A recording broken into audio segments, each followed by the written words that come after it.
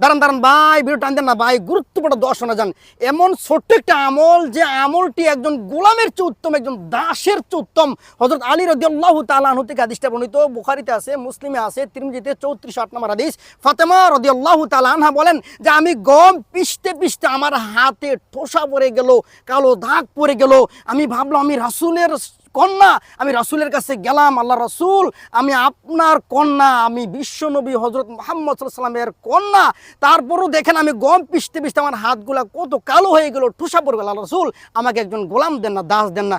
তখন রাসূলুল্লাহ সাল্লাল্লাহু আলাইহি ওয়াসাল্লাম বললেন, ফাতেমা আমি কি তোমাকে গোলামের চেয়ে, একজন দাসের চেয়ে উত্তম একটা কথা বলবো, একটা আমলের কথা বলবো? হ্যাঁ বললে বলেন। তো রাসূলুল্লাহ সাল্লাল্লাহু আলাইহি ওয়াসাল্লাম বললেন যে তুমি শয়নকালে শুইতে গেলে 33 বার পড়বে সুবহানাল্লাহ, 33 বার পড়বে আলহামদুলিল্লাহ, 34 বার পড়বে আল্লাহু আকবার। তাহলে তোমার এই সওয়াবটা, এর মূল্যটা, এর মর্যাদাটা একজন গোলামের চেয়ে উত্তম।